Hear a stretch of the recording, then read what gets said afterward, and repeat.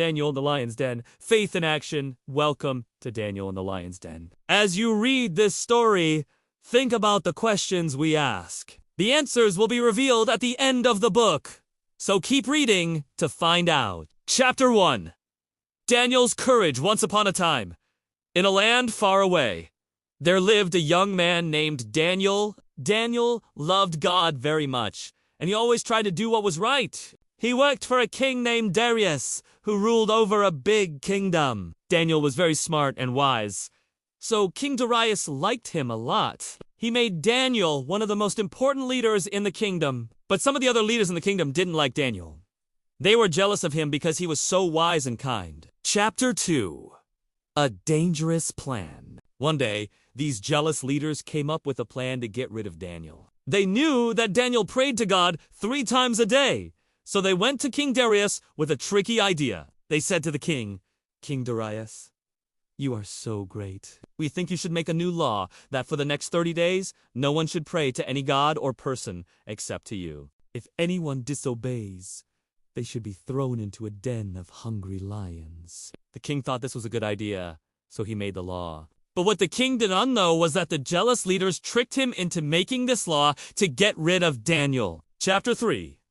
Daniel's faithfulness. Daniel heard about the new law, but he didn't stop praying to God. He knew that God was the most important, and he wanted to talk to God just like he always did. So, every day, Daniel went to his house, opened the windows toward Jerusalem, and prayed to God 3 times, just like before. The jealous leaders saw Daniel praying, and they quickly went to King Darius. They said, "King Darius, remember the law you made? Daniel is disobeying it. He is praying to his God, not to you." Question for you: why do you think Daniel continued to pray to God even when it was against the new law? Chapter 4.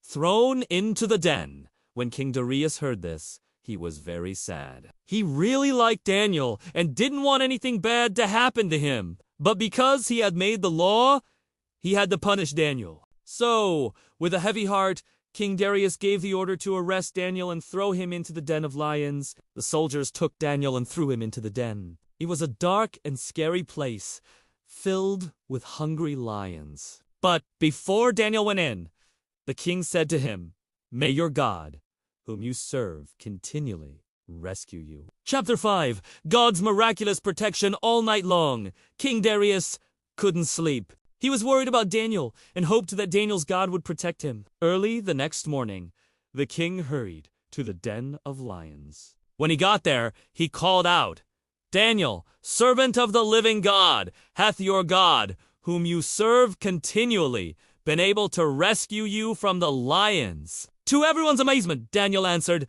"O king, live forever. My God sent his angel, and he shut the mouths of the lions. They have not hurt me, because I was found innocent in his sight. I have done no wrong before you, O king." Chapter 6.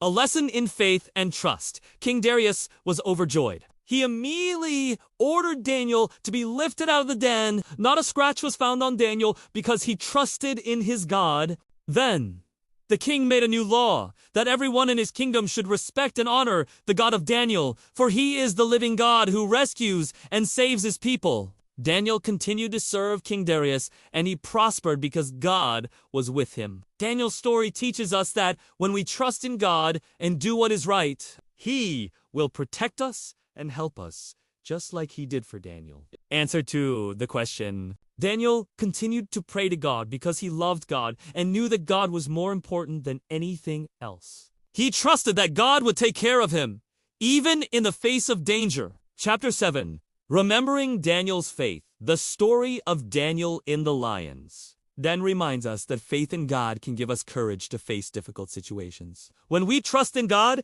he can do amazing things in our lives. Always remember to trust in God and do what is right, just like Daniel did. Thank you for reading Daniel in the Lion's Den. Remember, when you trust in God, he will always be with you, no matter what challenges you face. Thank you for following along today. If you found this lesson inspiring, why not subscribe now so you don't want to miss any of our insightful Bible studies?